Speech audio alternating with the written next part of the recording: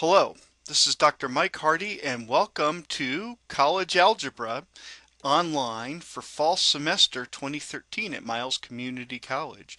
And I am your instructor. I want to take a few minutes to go over the syllabus. The syllabus exists on this second link here on the left-hand side bar.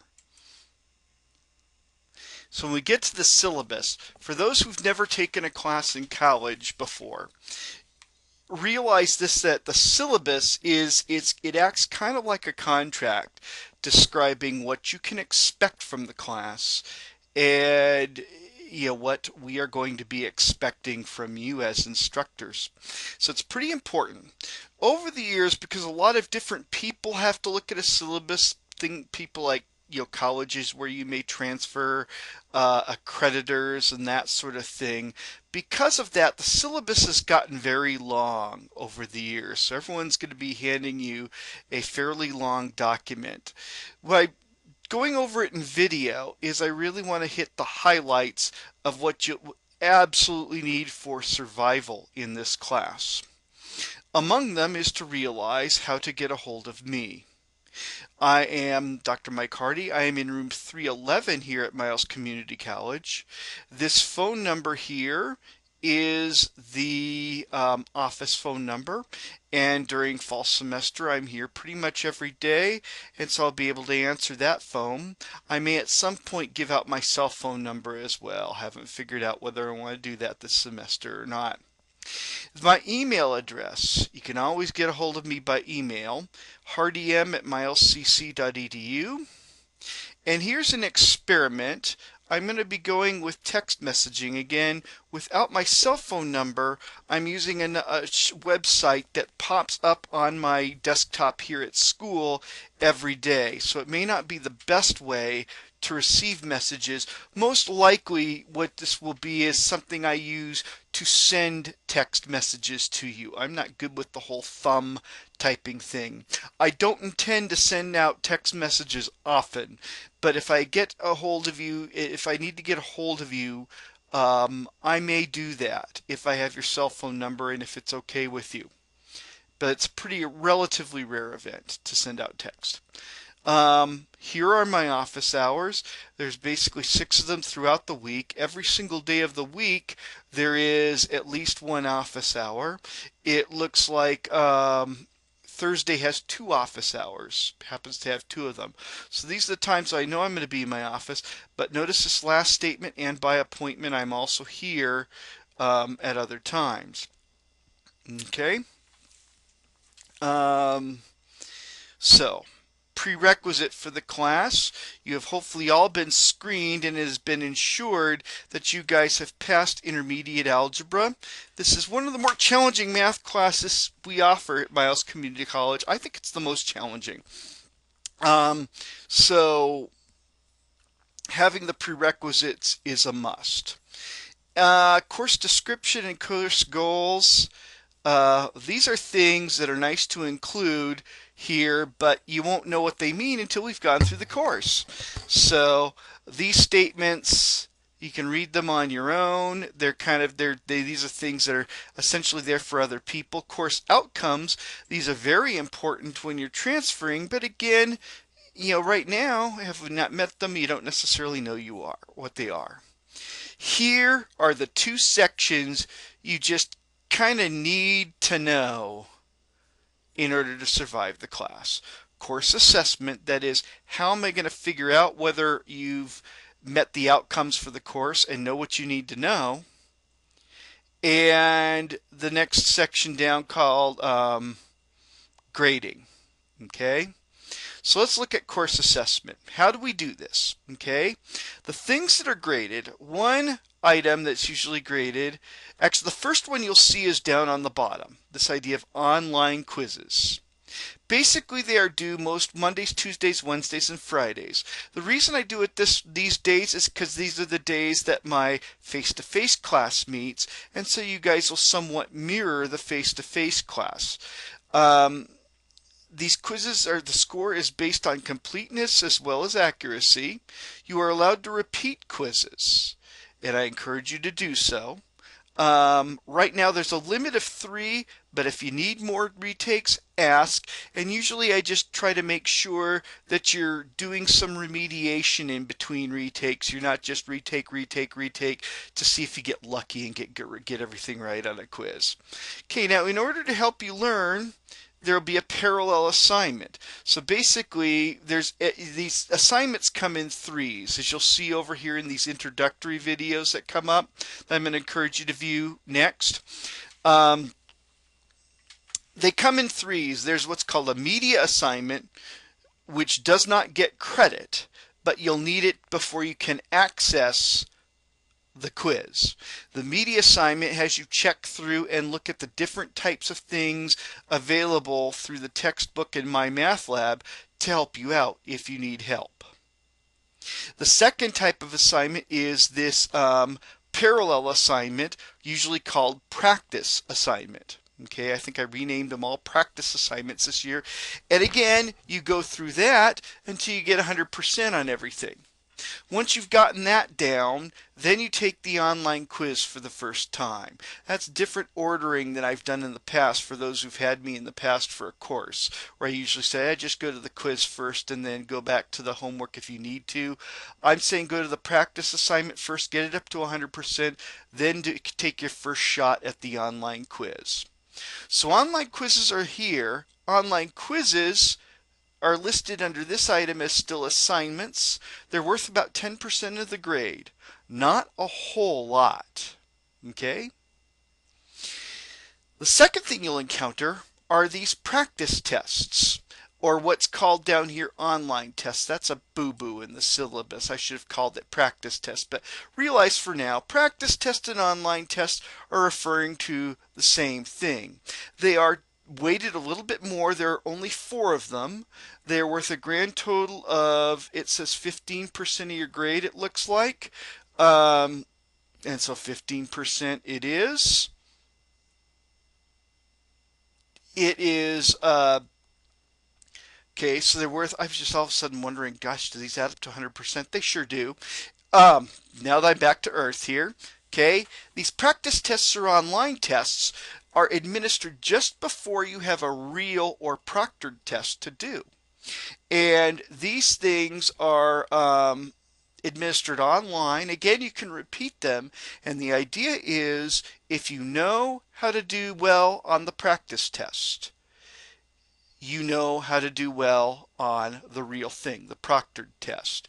Now, what that's going to mean that you're going to have to police yourself in is that you want to take those practice tests in a mode that is like you'll be taking the proctored test. So if you take the practice test while leaning heavily on your notes and calling friends for answers to problems and help on problems and asking me for help and all that sort of thing, if that's what's going on during the practice tests and you finally get that up to about an 80 or 90%, and then you take the real thing, the proctored test, and it goes much less, and you wonder why the heck is that?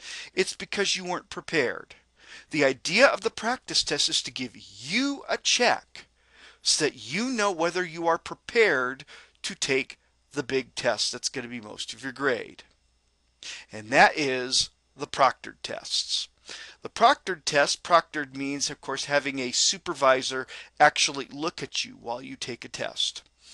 There are 4 dates where these are scheduled for. Thursday, September 12th. Monday, October 7th, Thursday, October 31st, and Wednesday, November 20th.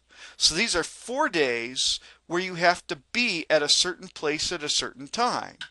In addition, there will be a comprehensive final examination held on Monday, December 9th. So there's a 5th day where, in spite of this being an online class, you have to be a certain place at a certain time during these times to take a test.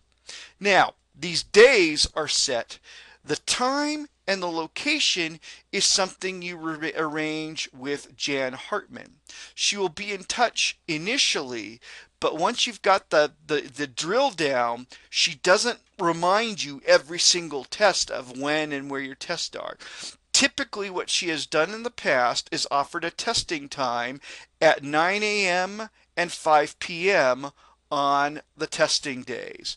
That's if you happen to work with her here at the college. If you are taking your test elsewhere, you will need to arrange for a place to have your exams proctored, and then have that proctor approved by Jan Hartman. Give her the information so that she can send out the information they need in order to proctor your exams. Okay, so those in Miles City will tape it here at the MCC library at either 9 in the morning or 5 p.m. Those outside of Miles City are going to have to find a good place. Usually a public library works. If you don't know, ask Jan Hartman. But the deal is you have to arrange this all in advance of the exam. So your proctoring center, everything has to be arranged well before September 12th, the first exam. Okay? So those proctored tests are worth about half your grade. The final is worth 25%. So 75% of your grade are these tests where somebody is watching you and you are just making sure that what you base the test on is what's in your own mind. All right? Now, they are usually one-shot deals. You take it, you do as well as you do on it. Okay? However, if you miss it and you don't arrange in advance, that's another important thing. Making these exams, you're pretty much expected to be there, strongly expected to be there on the day it's taken. If you know you cannot make it, you need to arrange it in advance. If you cannot make it because suddenly there's a crisis, an emergency, you get a hold of me and Jan Hartman as soon as possible. And that means the day it happens, you get on the phone and call, unless there's a darn good reason you can't get a hold of one of us the day it happens. You call us, you send us email, you let us know why, and you ask if you can make an arrangement to make it up.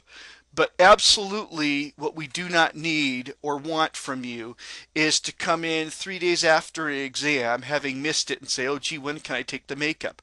No. Exams are important. They're a big part of your grade.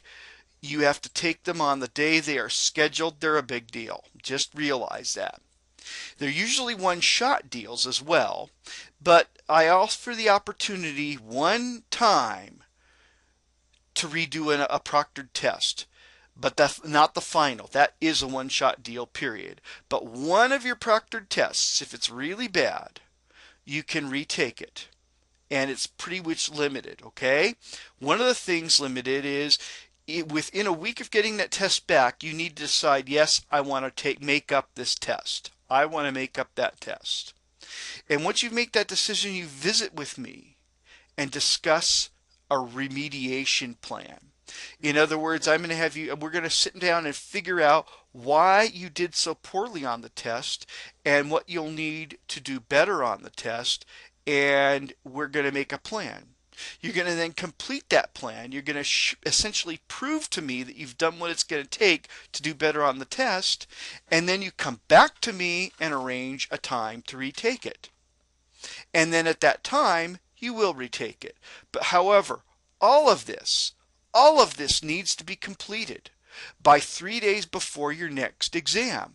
So these exams are about 3 weeks apart. You need to get on it right away with making up. You can't just diddly fart around and wait till the end of the semester, decide your grade's a little too low, and decide you want to make up an exam. That's not how it works.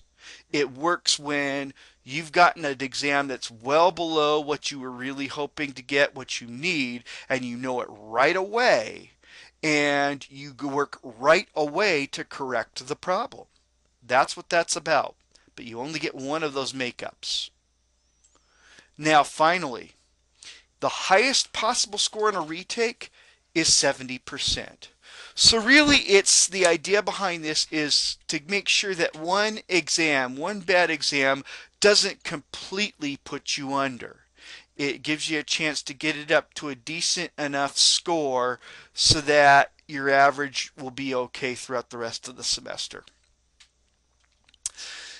Graded, we have a weighted average. There are lots of quizzes, but combined all together, they're only worth 10% of your grade.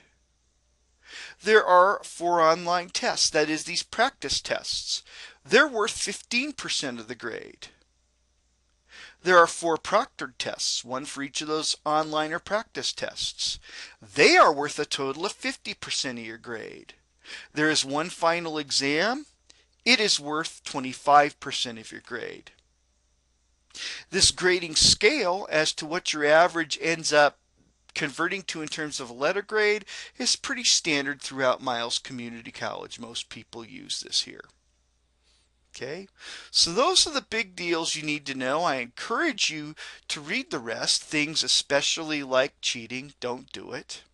College policies, if you think you have some sort of need for, say, things like a greater amount of testing time or a special amount of a special environment to test in, anything, even if it doesn't feel like necessarily what you would classically call a disability, please, please, please do go in and see Sarah Pett. Call her by phone at 874-6228 or in person at her office, room 303. She can figure out whether or not you have a situation that we can work with. I like to work with people. I like to be very flexible, but in order to be fair about it, I need to go through the Office of Disabilities through Sarah Pett. So please do that if you think there's a problem. Also realize that there are dates, particularly the drop date. The last day to drop or withdraw from the class is December 5th. This is real late. I love this. It's just before finals. We can get you to a point where you pretty much know your grade in this class before you make a decision whether or not to stay or go. And I like that, but you got to be careful about it, because if you wait until the 7th, 8th, 9th, you're out of luck. You can't withdraw. You get the grade you get, and chances are if you're in that do I withdraw situation, it's usually an F. By the way, there are policies that you can read further in terms of what the grade will be. In my class, it works a little simpler. If you have been showing up and doing the work, or even sometimes if you haven't, if you come up to me and withdraw from a class, unless it's a forced withdrawal because you cheated or did something else like that, I will allow you to take a regular W during that period when W or WF shows up on your report card. I don't assign WFs. So it's going to be a W if you withdraw that. So you really have, in terms of deciding to withdraw, in terms of how it affects your transcript, all the way till just about the end of the term. But bear in mind that date. Bear in mind also there is paperwork to be filled out in order to drop a class correctly. You don't just automatically disappear from the class just because you've decided to stop coming or stop participating. So there it is. There's all the policies. You can read the rest, but that's pretty much the way things are going to be run. There's 2 things I want you to do next. One of them is you're going to want to go through these 4 videos that are located on this page called Introductory Videos. That's one thing. Second, I'm going to give you your first assignment. I'm going to try an experiment, not actually putting this assignment on the announcements, and just say I want to see what you do. And that is, I want you to send me an email. And this is important. We've got to establish communication between you and I in order for me to help you succeed in the class. So I need you to send me an email. It will give me your email address by sending the email, but I need you to send it from an email address you actually check. I need you to let me know your name, because sometimes that's not very obvious at all from your email address. And this is important because sometimes we need to get a hold of you quickly. I need you to send me a phone number where you can actually be reached. There's a bug in Banner. I'm not always able to get your phone number that They collect from you when you enter the school, even if it is sometimes people give their parents' phone number back home, they don't give their own phone number where they can actually be reached. I'm not going to put it out on the web or give it to telemarketers or anything like that. This is for my use in order to get a hold of you when I need to get a hold of you in order to make sure you're okay and successful in this class. So do these three things and enjoy the class.